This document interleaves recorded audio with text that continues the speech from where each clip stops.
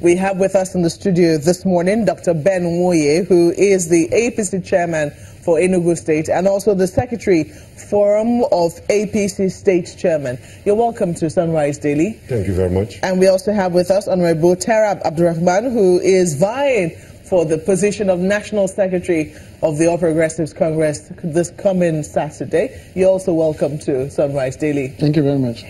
So what do we make of what we've seen so far on the headlines? We've seen that the congresses have gone around in the state, the ward congresses, the state congresses. It has not been smooth in every state. There have been lots of complaints. And some people believe that that is going to follow them into the national convention, which, from what we can see here, it looks like it's not going to be smooth as well. What do you predict? I think traditionally, congresses all over the world, you don't expect them to be completely, of course, to be completely. It's very interesting you generalize like that. Of course, it's politics in the first place, and then of course you don't expect it to be completely smooth. But by and large, if you look at it, you give it a rating. We are looking at 60–70% rating of being smooth, and I think that's good enough.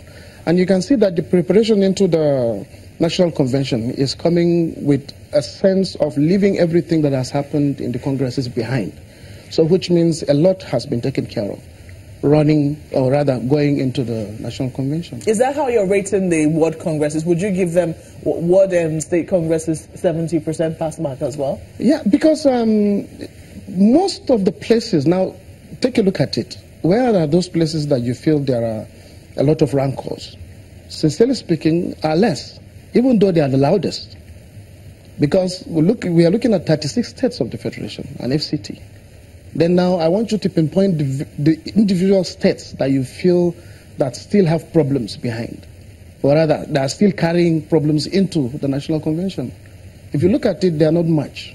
Some people will say those are the states where the APC doesn't really have a say, where it was said that mention states that APC have a say. The governors of those states are from other political parties. That's the reason why they seem to be a lot more quiet in those states. I think that's not also true, because if you look at some states where APC governors don't, where the states are not held by APC governors, you find that some of the major problems are coming from there, actually. Well, Honorable Abdulrahman, I actually want to take you up on that, because in your view, you said that the convention is a kind of a departure from the controversies that surrounded the Congress. But then the question now is, if you look at Imo State, for example, or River State, for example, where you have a pending court order, as of today even, that barred the emergence of some state executives that were sworn in by the current national chairman of the party, these are going to be delegates that will participate at the convention. Does that in any way threaten the credibility of those who are elected at the National Convention? I think, first of all, you have to get me right.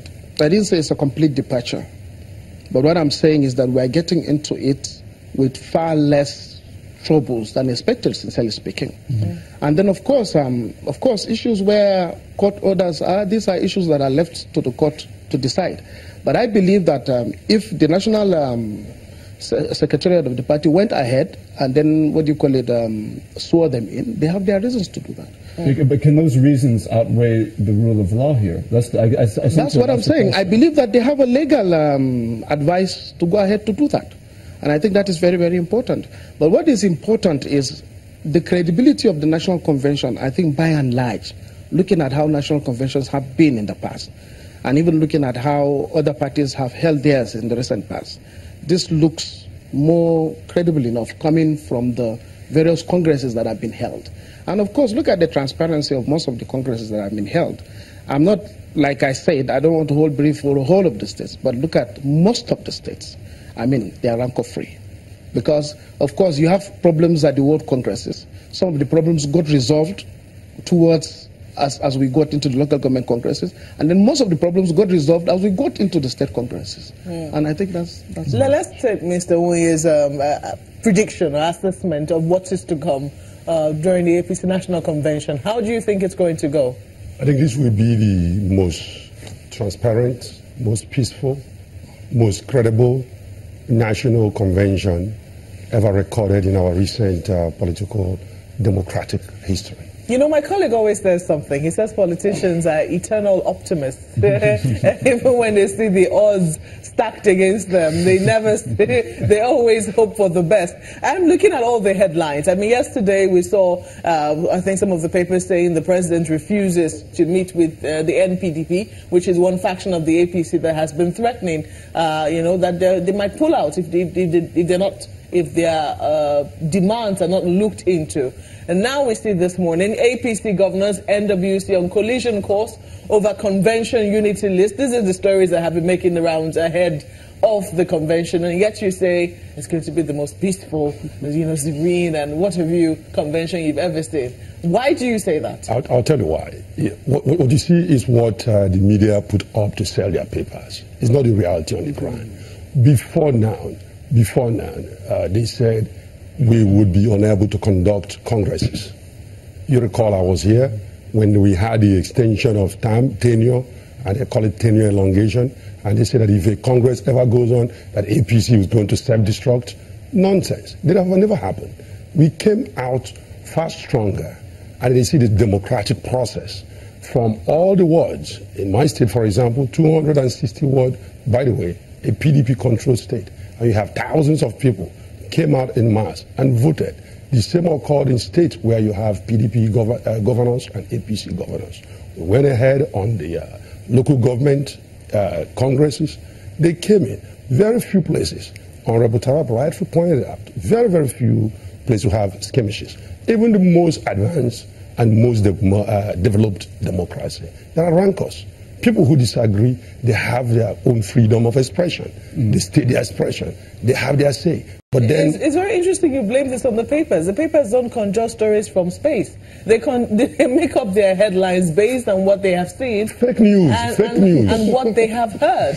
And many times we see that these stories, come to pass. Let me take you up. You talked about, I think we asked earlier about the effect of the ward and, local governments and state congresses on what is going to happen come Saturday. Now, some people have said that in many states where we did not see any rancor, what had happened was that they simply returned the officers. It would seem that there was some attempt to prevail on them to say, look, let us not have any elections here. The people who have been in office are serving us well. Let us return them. And that's what we saw in many states, in the states where it was peaceful. In the states where they actually had elections, it didn't go down well. What is going to happen in the convention? Are you going to have elections, or are you going to be returning the officers? No, you're not stating it clearly. You have to state specificity. What state? If you look at most of all the states, we had reports of how elections were conducted. These were what it was described as guided congresses. People understood that most of the officers are entitled to run at least by the Constitution 2 times in office. And they did. And where officers performed very well, they were returned. And in most of all those states, if you go and check, about 9 or 10 chairmen were not returned. And there were states where we had governors, and there were some states where we had no governors. And so it's not like how you reported it, that they just say go ahead, and where there's election, there are issues. And beyond that, please, you see, we are talking about consensus building. And I think that is what APC has achieved far greater than most of the other parties. Despite the fact that it's a ruling party, despite the fact that it has presence in every nook and cranny of the country. In most of these places where people felt that people were just returned unopposed, I mean, before that is done, a lot of consensus building was done. And of course, almost every one of such congresses, the presence of INEC is there, the presence of the press is there. People come out and ask if there is anybody who is contesting against such positions, despite the fact that they've not purchased forms. This was done, and to the public clear. And so to that extent, you can now understand that it's a matter of understanding. And in understanding, you're talking about consensus building. That doesn't quite, Honorable, that doesn't quite bear out when you look at the numbers. I mean, okay, at the convention, you're going to have over 7,000 delegates, 65 positions. Only 23 of those positions are unopposed. 42 of them are under contention, and you have a lot of people who are contending for these posts. there seems to be a lot of disagreement, even amongst parallel factions around the country. So can you really say that you have effectively built a consensus? I think, you see, we are talking about the congresses. And of course, as they build up to the National Convention, a lot of things is taking place as we speak.